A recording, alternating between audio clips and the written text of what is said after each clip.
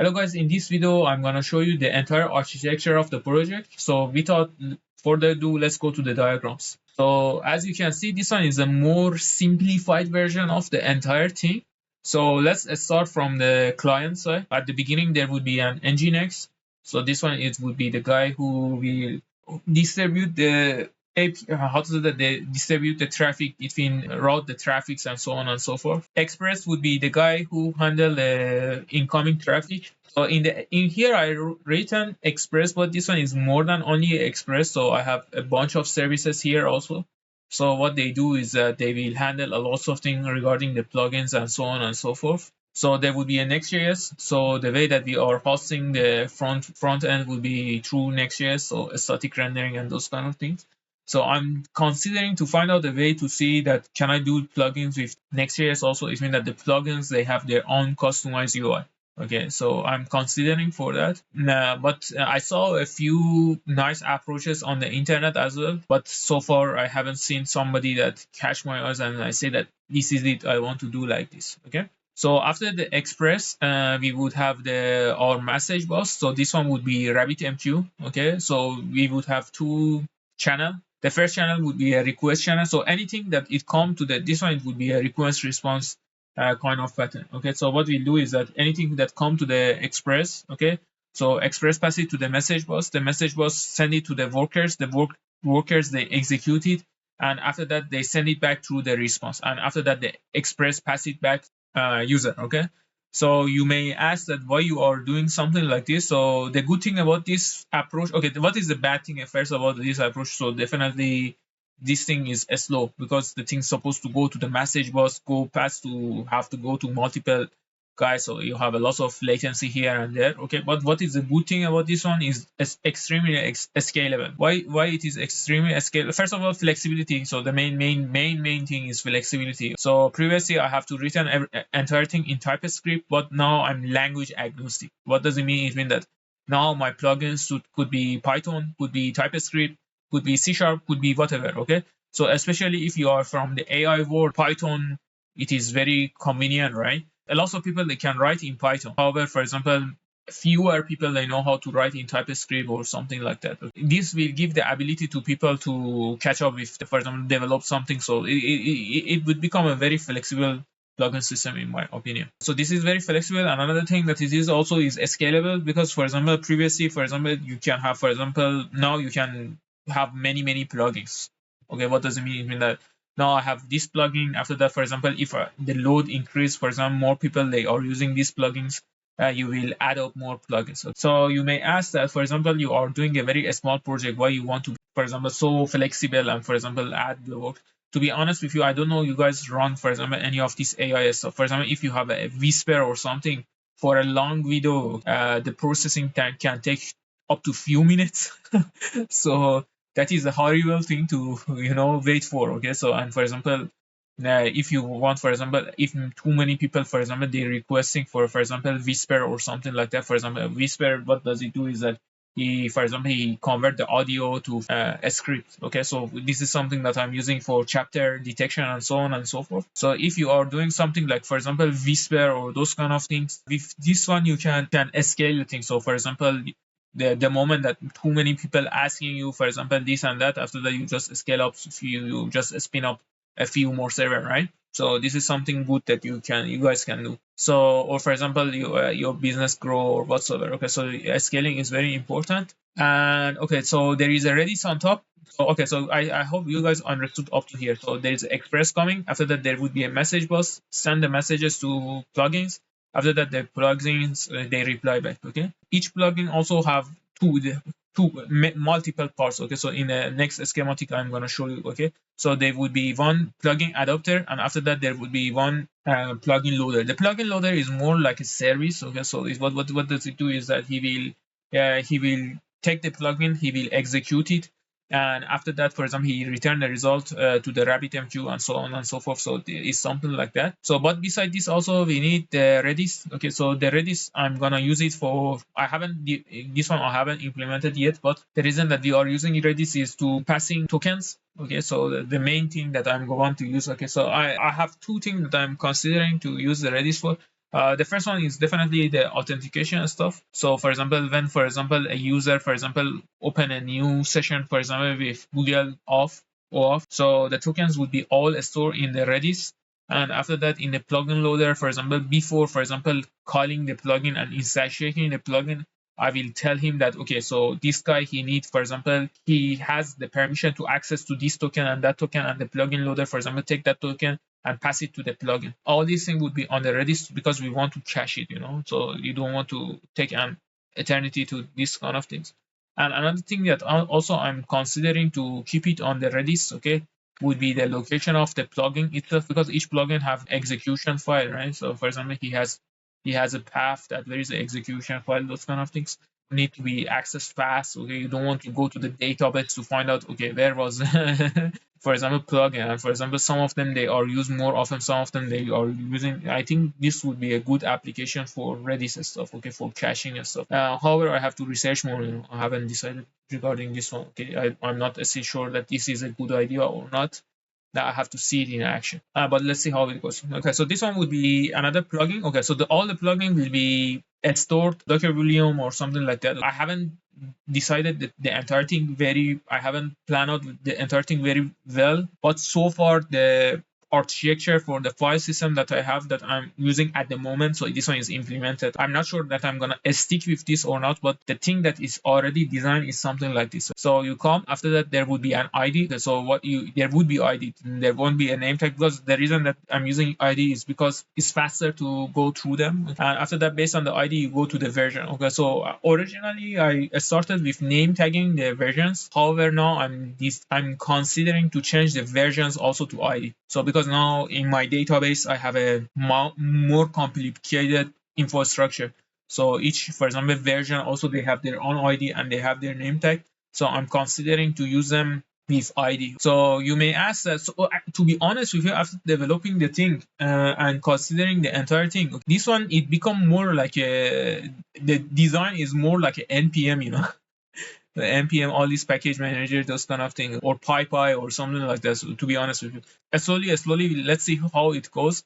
The reason that it is that you need the name tags. So this one also I can discuss about it a lot. Okay, so before I do this, I did a lot of research, but I make another video regarding this, why you need the name tag and the IDs. Okay, but just give you a very brief. Okay, the name tags is human readable. So especially for example when you want to, for example, push something to npm, right? So you don't use the ID, right? So for example something like a UUID, this kind of things is very horrible to work with, right? But at the same time, also name tags are not very efficient for example, if you want to, for example, search for something, for example, directory or something like that, right? So the name tags, string search, those kind of things is not the most efficient way to do the searching and, for example, file. So it will introduce a lot of latency. So especially, for example, this is the reason that I'm thinking to change the version also to ID, because, for example, imagine one of the plugins, for example, have, for example, 1,000 version, version 1,000 and so forth. What will happen is that, for example, it will take an eternity to find the correct file. So I'm thinking to most probably change the version to IDs, but yeah, but not for now. Later. I'm gonna change it. Okay. So this one like this, and this one it would be something also like I'm not gonna, for example, there won't be the version just keep increasing. It means that there would be more version and more version. So it would be a history. So if, for example, somebody use your version, for example, version number 4, you cannot delete it or something like that. I'm planning to give some ability like that. So for example, so if somebody use your dependency in the future, so it doesn't get broke. So yeah, so roughly the entire idea is something like that. Yeah, so this one it would be on the Docker volume. So the plugin loader go download the code. It means that it will go take the code. After that, he get the, for example, from the Redis, get where is the location. For example, where is the path to the plugin that the guy is requesting. He load it, he execute it. He give the response back to the response queue, and after that he give it back to Express, and Express through the Nginx pass it to client. So this is the entire architecture of the thing. Okay, so looks simple, but when you do it, it will take an eternity to develop. Okay, So this one is a more comprehensive view of the thing. Okay, so how I'm doing it in a real life. So a lot of things already developed. I haven't developed it fully. Let's see. So the client asked for the Nginx, the Nginx hit Express. In the Express, I have a passport for authentication, those kind of things. So session blah blah blah, this kind of things. So there would be a Redis over there. So the Express also will communicate with the key clock. So the key clock server, for example, has access to quite of on the identity providers. So far, I have done only the Google and Facebook. So I'm using the Google for the YouTube stuff. So the main primary reason that I'm doing this is for YouTube automation. So, but I can do the same thing also with Facebook and so on and so forth. But the key clock will communicate to OAuth and those kind of things, so he can get the token. But the Express is the one who initiates. Express tell the key clock, okay, so I need to have access to, for example, YouTube API or whatsoever. So this guy, he will get the access from that guy. Okay, so after that, he get the access to that guy. All the tokens will be eventually maintained in Redis. It will be cached in Redis. So since I'm using the domain-driven design, also I'm using type ORM, and in the development environment, I'm using the SQLite. So I have the ability to switch between the SQLite and Postgres. So if you go see the way that I set up the Inversify, for example, you can switch between a lot of things. Actually, I'm thinking I don't want to be dependent to RabbitMQ. In the first run that I developed, so just I hardcode the RabbitMQ, but in the next generation, I'm gonna wrap the RabbitMQ. Okay, so you may ask that why the bloody hell you want to wrap the RabbitMQ? Actually, I have two main reasons that I want to wrap the RabbitMQ. The first reason that I have is that because one thing that I find out with the directly using the RabbitMQ, at the beginning I thought it's fine to use the RabbitMQ directly, but now that my system is becoming more complicated, I realize that no, this is not enough. What is not enough? For example, okay, I cannot do decorator pattern. Okay, or for example, I cannot handle the permission. For example, I have a lot of plugin, right? So for these plugins, what I cannot do is that, for example, if I wrap the thing, for example, I can do a decorator pattern on behind the decorator pattern. I don't know, you guys know what is a decorator. Let me show you what is decorator pattern. So this one is a good example for decorator pattern. So normally decorator pattern is something like this. So you have same interface, but in reality, the actual component that you have on the back, okay, is the one that, for example, doing the real job. But on the middle, you put a middleman. So it means that there is an interface. Imagine something like this. There is an interface. There is another dummy interface on the middle, and this is the actual implementation. Why there is a dummy interface on the middle? In this one, you manipulate the data. For example, you put something like permission, okay?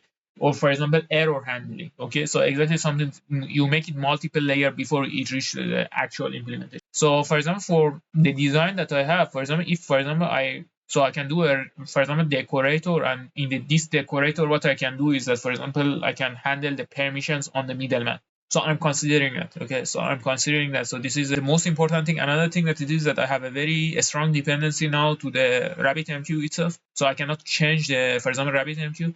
So if I want to make this one public and open source and so on and so forth, and for example, other people, they use the things that I'm doing. Okay, so if I, for example, wrap the RabbitMQ, and for example, this one, for example, can be switched with Kafka, MQTT, whatever. Now, what will happen is that, for example, since this is open source, right? So not everybody using RabbitMQ, right? For example, they like what I'm doing, okay, but they don't like the entire thing. So what they can do is that just, for example, change this one to, for example, Kafka. They're using Kafka, for example. They use the Kafka instead of RabbitMQ. And what they do is that they start to reuse my plugins. Do you get what I mean? So, okay, so you already know how to message the guy, right? So, and you already have Kafka. So all you need to do is that, for example, your plugins, for example, you just take my plugins, you put it over there, my plugin and plugin loader, you connect it to your Kafka, and after that, you can already call my plugins. Okay, so it would become more powerful. Okay? So this is the reason that I'm considering to wrap the RabbitMQ itself. Okay, but not at the moment. So now I have too many technical, because I'm developing the entire thing alone. So I don't have any group mates or teammates or whatsoever. So I'm doing solo. So, but if the thing